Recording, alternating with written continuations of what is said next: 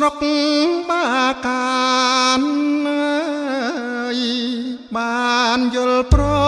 វត្តិណាវាសនាកំសត់ជូចត់កន្លងបងប្អូនយាយតាញាតិសន្តានផងកំពីចាប់ចងទីរុន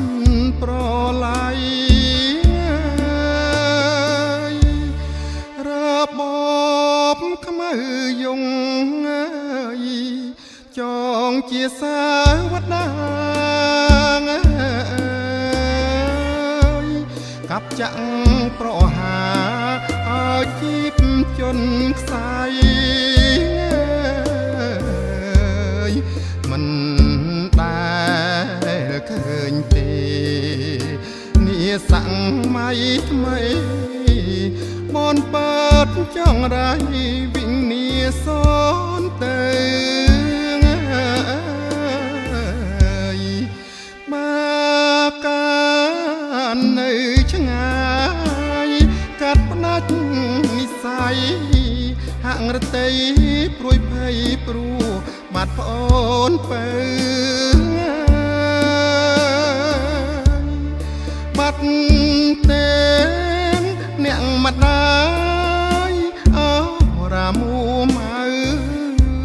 របបសានខ្លៅយងខ្នើងអ្វីម្លេះអង្គលោកអិនព្រំ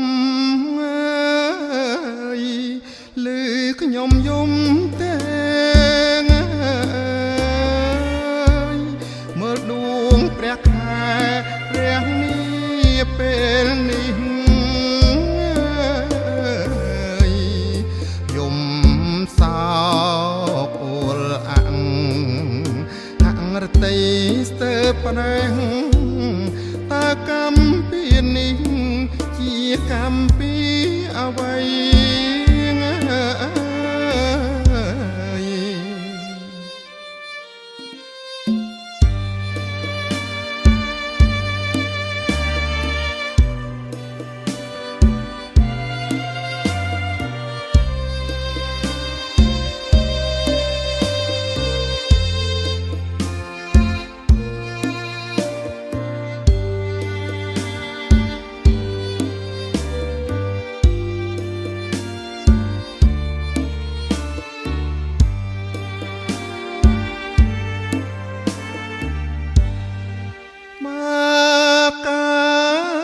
នៅឆ្ងា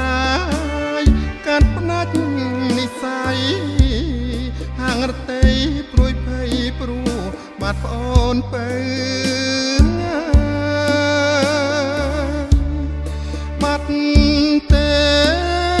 អ្នកម្ដាយអូរាមូម៉ៅរបបសានខ្លៅយងខ្នើងអ្វីម្លេះអង្គលោកអិនព្រំឮខ្ញុំយំទេមើលដួងព្រះខែរះនេះពេលនេះយំសោកអូលអាំងហាក់រតីស្ទើរប្រេះ